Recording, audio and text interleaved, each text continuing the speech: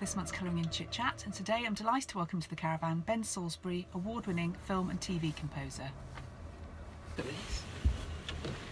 Wow, what amazing little spots. So how are you doing? Not too bad. It's a bit cold. I'll take the hat off. We've got terrible hat hair. There we go. Looks gorgeous. Oh, thank you, as always. Thank you for popping in. I know you're very busy at the moment. Tell us what you've been up to. The last few things I've done have been I did a film called Machina with a director called Garland, and a film called Free Fire with a director called Ben Wheatley, and most recently, I suppose, in the cinemas was a film called Annihilation, again directed by Garland, and I do all those with a writing partner called Geoff Barrow, who used to be in the band, or still is in the band, Portishead.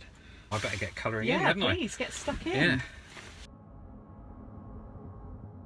I grew up in a family that listened to lots of music, and was introduced to, as lots of kids are, and listened to lots of Beatles songs and Elton John and classical music. But I think actually playing music and learning about music came from me having piano lessons, which, according to my mum and dad, I sort of insisted upon after stumbling across a piano in one of their friends' house. Neither my mum or dad were particularly musical in the traditional sense. My dad sang in choirs and stuff, but neither of them played instruments. But I was fascinated by the piano, so the story goes. And I can't actually remember that, but I do remember the piano and playing the piano being one of my favourite things as a kid. I would come home from holiday and just sit in front of the piano and play for 2 hours. It's the thing I missed most if I was away from it. So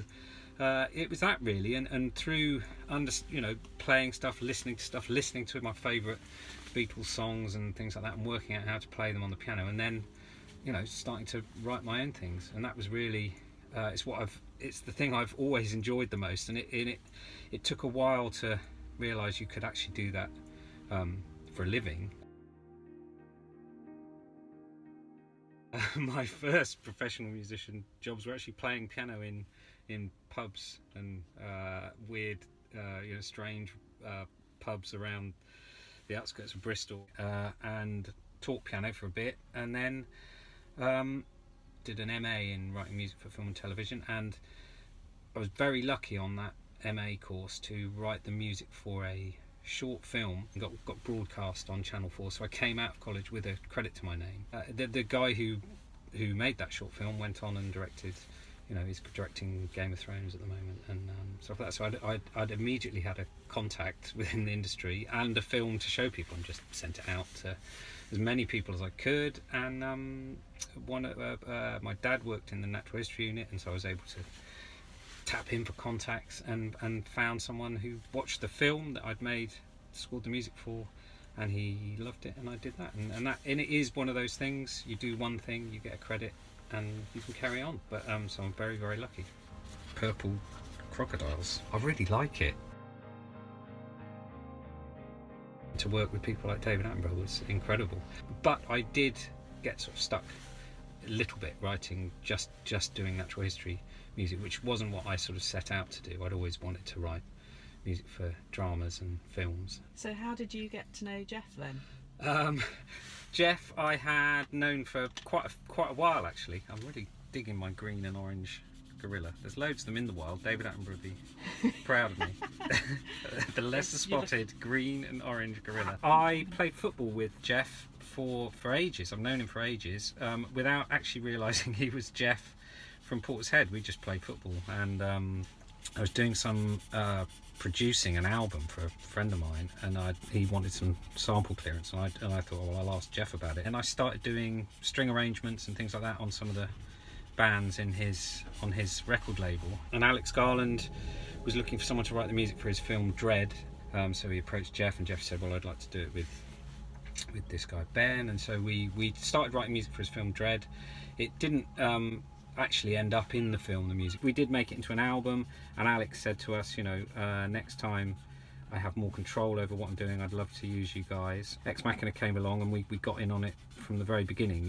We read the scripts, and we saw the very first cut of the film, and I'm going to need another green. the rest of it's going to be yellow. I think I've done enough poncing around.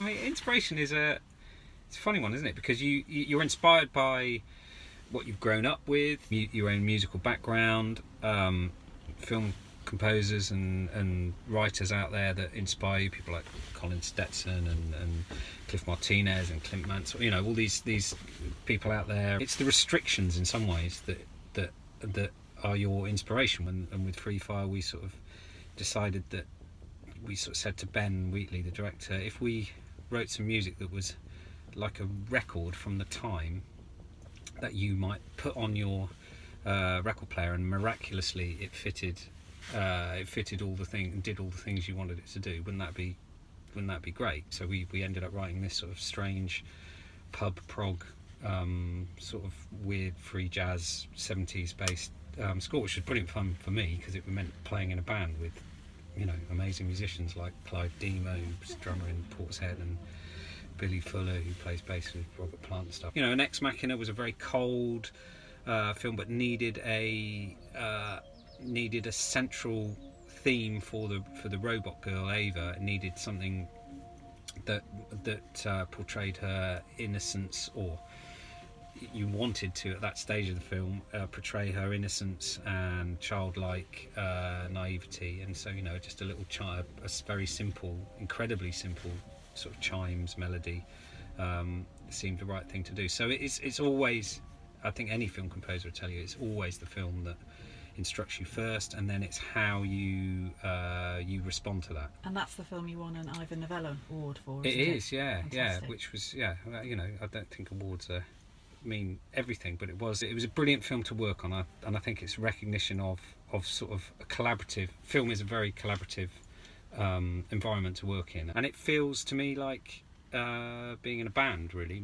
It's much more of that sort of has much more of that sort of feel about it, and I really enjoy that.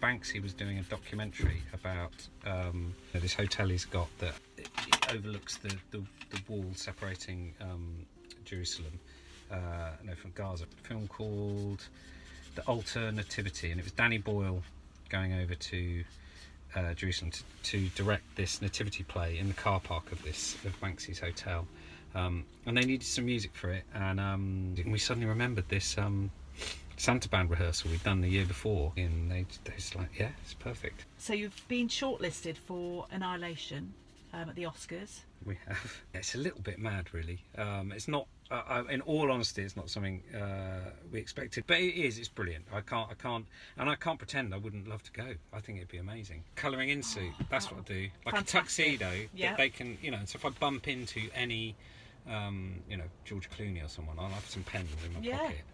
And I could just say, look, what pen do you want? Colour in the elephant there, please. That would be amazing, Yeah. Ben.